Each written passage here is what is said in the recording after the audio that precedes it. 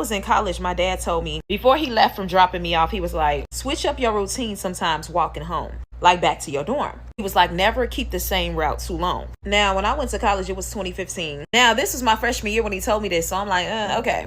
So fast forward, I'm in my junior year. I used to go to this place called 7th Street Underground, for the people that know, they know, where I would sing every day. It had a piano, computers, things and such, right? That became my routine. I went there between classes, after classes, late at night. But one time I'm at Walmart, and as I walk out to get on the shuttle, I didn't have a car at this time. As I walk out to get on the shuttle, there's a man sitting on the bench. Now, if you know, on a shuttle, it don't matter what age you are. Like, you can get on the shuttle. So ignore my hair, I get it done tomorrow. Messages, switch it up. So anyway, there's this man at the bench. Now, as I'm waiting on the shuttle, another man walks up to me. And he's wearing like a magician hat, little pants, a little shirt, but you can tell he's an older man. And he comes not even 2 inches away from my face and says, we've been looking all over for you. Now imagine that, you waiting on the shuttle, and some person you've never seen, it was a white man at that, jumps in your face and says, we've been looking all over for you. You and who? And he looks at the man on the bench. Now this man looked like he's about in his 50s, got shades on, he never looked at me from. Tell me you wouldn't be freaked out.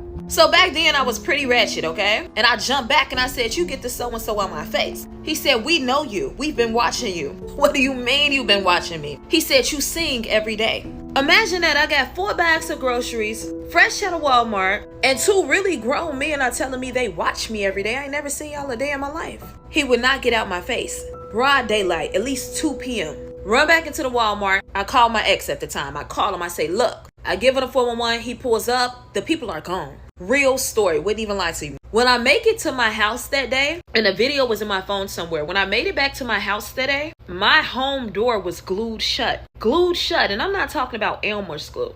When the people came, they had to take my entire door off because it was construction glue. They could not do anything about it. My sister and my brother-in-law had to come while I sat in the hallway and tried to understand why somebody would want to shut me in my house. Long story short, when I took it to management of that complex at the time, she told me don't say nothing. It would make the school look bad. My point is, because I lost the plot. I promise you I did, just thinking about it. Switch up your routine, always. From that point on, I had about 4 different ways to make it to my apartment. The back way, the front way, through the classes, through the buildings. Never be too predictable. Bye, y'all.